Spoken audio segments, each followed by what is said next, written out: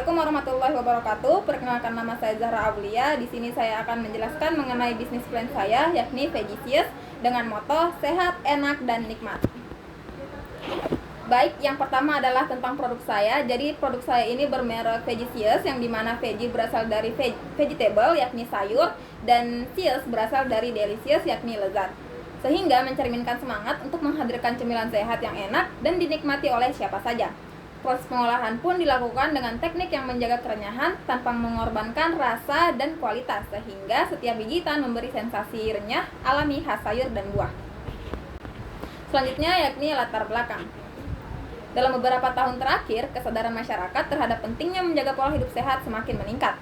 Banyak orang mulai selektif dalam memilih makanan dan cemilan karena sadar bahwa kebiasaan ngemil seringkali menjadi penyebab masalah kalori, gula, dan lemak berlebih dalam tubuh.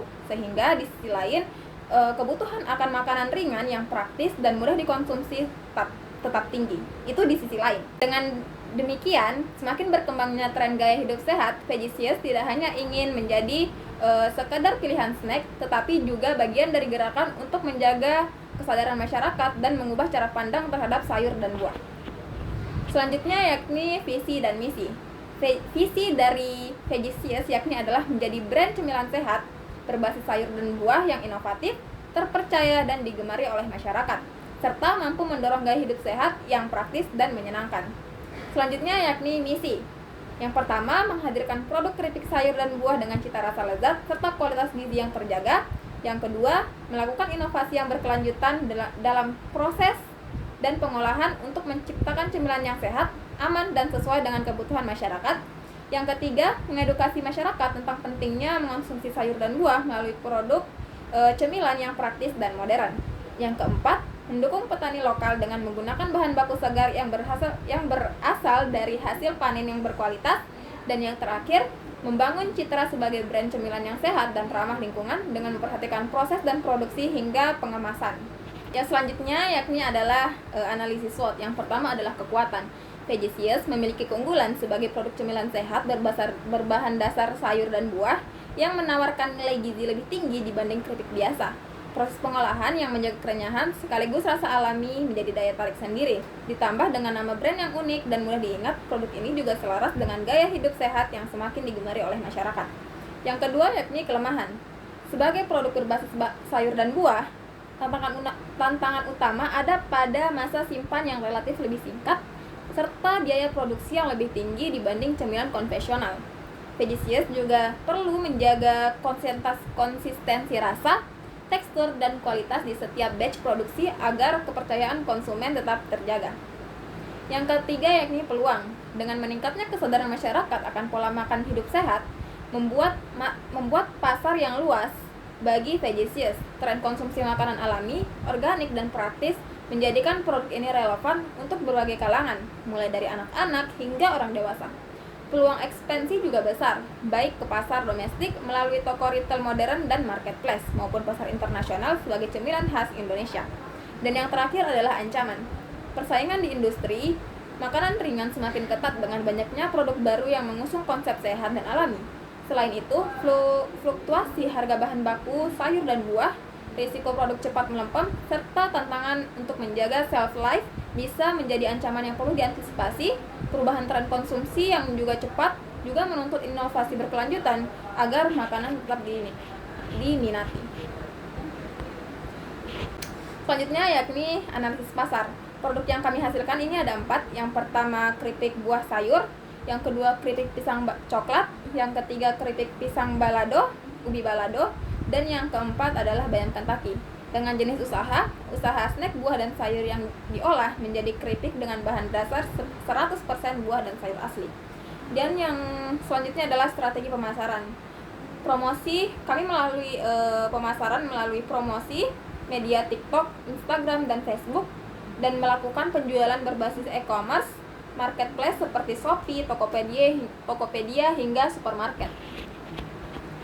Nah, ini adalah contoh-contoh produk kami yang kami sebutkan tadi. Yang pertama ada keripik sayur dan buah, yang kedua adalah keripik pisang coklat, dan yang ketiga keripik pisang ubi balado, dan yang terakhir adalah bayam Kentucky.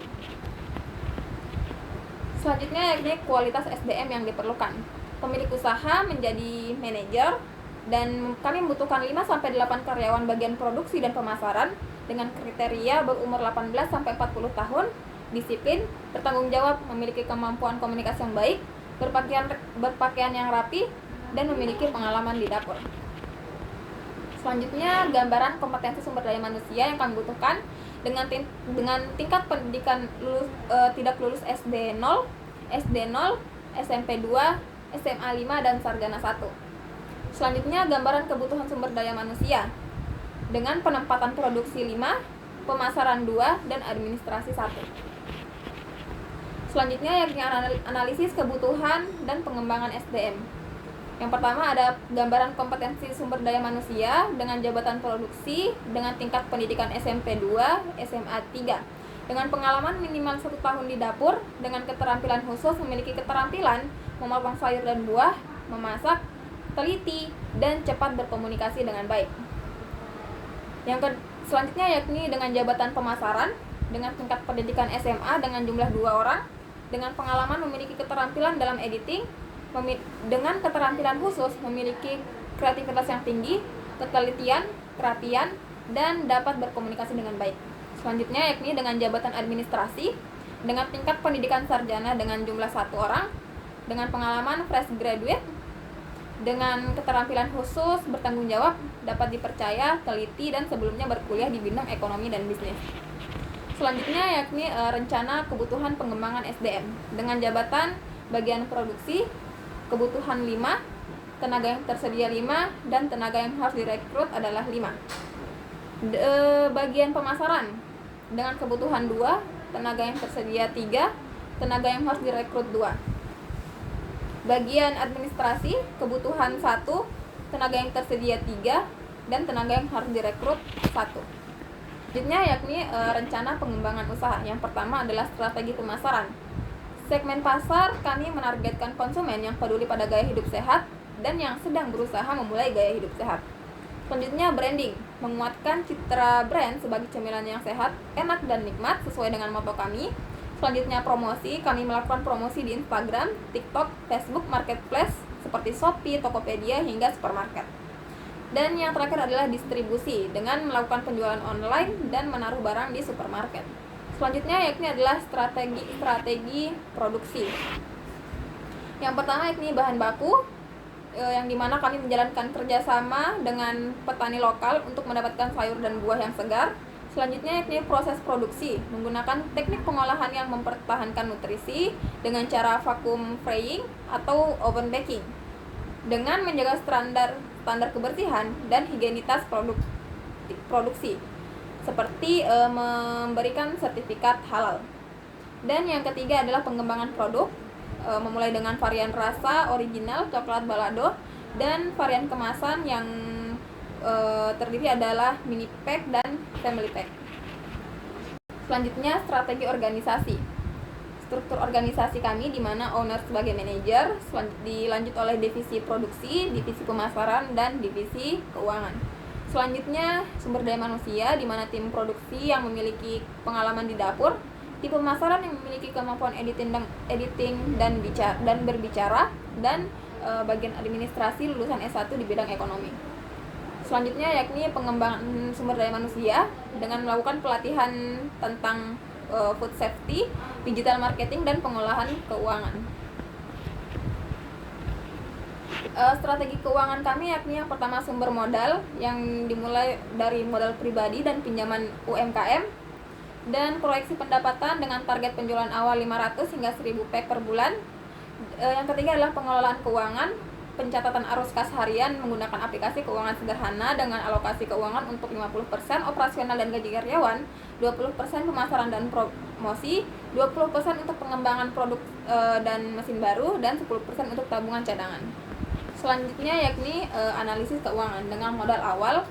Kebutuhan kami adalah mesin penggoreng seperti vacuum frying atau oven dengan estimasi biaya 15 juta, mesin sealer dan timbangan digital estimasi biaya 2.500.000, peralatan dapur tambahan seperti panci, wajan, pisau, dan lain-lain dengan estimasi biaya 3 juta, bahan baku awal sayur segar, minyak, dan bumbu dengan estimasi biaya 2.500.000, Kemasan seperti standing pouch, ziplock, dan label 1000 pieces dengan estimasi biaya 3.500.000. Perizinan seperti PIRT, halal, BPOM, dan BPOM sederhana dengan estimasi biaya 2 juta. Branding dan promosi awal seperti desain logo, konten konten untuk sosial media dengan estimasi biaya 2 juta. Sewa tempat atau produksi jika tidak menggunakan rumah, yakni estimasi biaya 4 juta dengan total modal awal 34.500.000. Selanjutnya harga pokok penjualan HPP.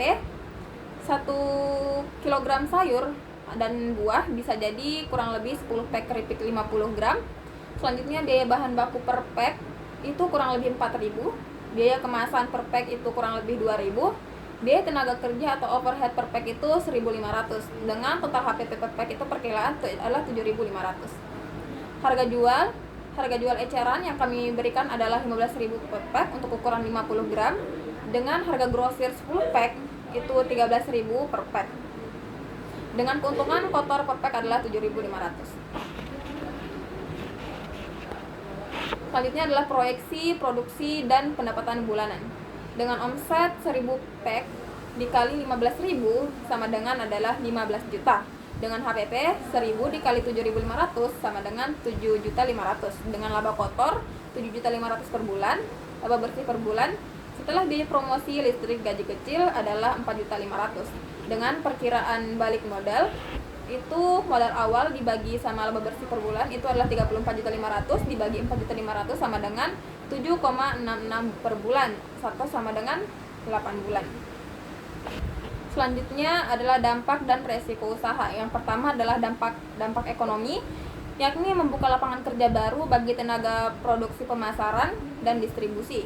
Memberikan tambahan penghasilan bagi petani lokal karena bahan baku sayur yang diserap secara rutin dan meningkatkan perputaran ekonomi UMKM terutama di sektor makanan sehat. Selanjutnya adalah dampak sosial, memberikan pilihan cemilan yang sehat bagi masyarakat sehingga mendukung pola hidup sehat dan membangun kesadaran masyarakat tentang pentingnya konsumsi sayur dan buah.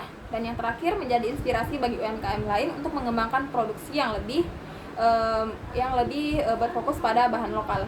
Selanjutnya adalah dampak lingkungan, memberikan pilihan cemilan sehat bagi masyarakat sehingga mendukung pola hidup sehat, membangun kesadaran masyarakat tentang pentingnya konsumsi sayur, dan yang terakhir menjadi inspirasi bagi UMKM. Lah kok sama?